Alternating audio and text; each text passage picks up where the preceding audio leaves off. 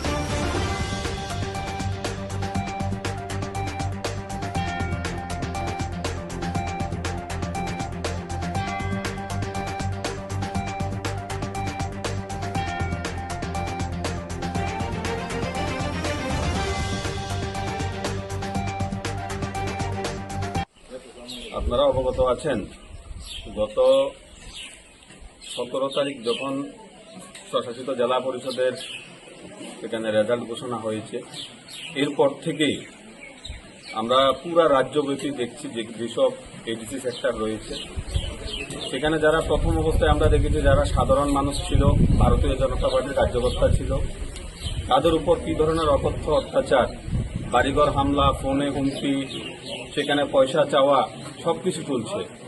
অপরদিকে আপনারা দেখতে পাচ্ছেন গত বেশ কয়েকদিন যাবৎ আমাদের যে দলীয় কার্যালয়গুলি রয়েছে সেখানে মুথার নেতৃত্বরা বিভিন্নভাবে উস্কানি দিয়ে যুবকদেরকে সেখানে আমাদের যে দলীয় কার্যালয় আছে সেগুলোকে ধ্বংস করছে, অগ্নিসংযোগ করছে।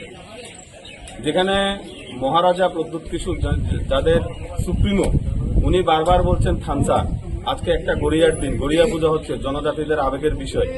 সেখানে এই যে অবস্থা, ভারতীয় জনতা পার্টিতে সবাই মিলে আমরা একত্রে কাজ করি, সেখানে উন্নয়নের পাশাপাশি আমরা শান্তি স্থাপনের প্রচেষ্টা করি।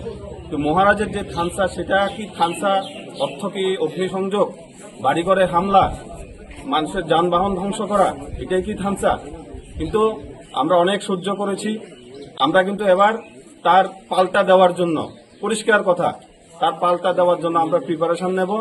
সবকিছুর একটা ডেডলাইন রয়েছে, আমরা ডেডলাইন অতিক্রান্ত হয়ে গেছি। আমাদের মানুষরা, আমরা বাঁচতে চাই, আমাদের যারা কর্মীরা রয়েছে এলাকা শান্তি সম্প্রীতি রক্ষা করতে চাই। এর জন্য যদি কোনো ধরনের ডিসিশন নিতে হয় আমরা কিন্তু সেটা নেব। আমরা আর মার খেতে পারবো না। আমাদের কার্যালয় একের পর এক ধ্বংস হচ্ছে, সেটা আমরা আর মেনে নেব না। আমরা একটা বিষয় জানতে চাই, প্রত্যেকটা বাজারেই স্বরাষ্ট্র দপ্তর থেকে রাত্রিবেলা প্রহরার একটা ব্যবস্থা করা হয়। এই গতকাল বনকুল বাজারে দলীয় কার্যালয়ে এইভাবে অগ্নিসংযোগ হলো, পুলিশ কি করলো বা যারা পাহারা দিচ্ছেন তারা কি করলো, এই বিষয়ে কি বলবেন? আসলে পুলিশ প্রশাসন তো ওনারা কাজ করছেন, ওনাদের ব্যাপারে আমি এখানে বলতে চাই না, যেহেতু এটা সরকারি বিষয়। তো আমরা সাংগঠনিকভাবে যে ব্যাপার রয়েছে আমরা সাংগঠনিকভাবে প্রদেশ নেতৃত্বকে জানিয়েছি, ওনাদের থেকে মেসেজ পাওয়া পর্যন্ত আমরা অপেক্ষা করব। কিন্তু যেই জিনিসগুলো হচ্ছে, আমি একটাই কথা বলবো, এটা ব্যুরো রিপোর্ট, রাত দিন নিউজ নেটওয়ার্ক।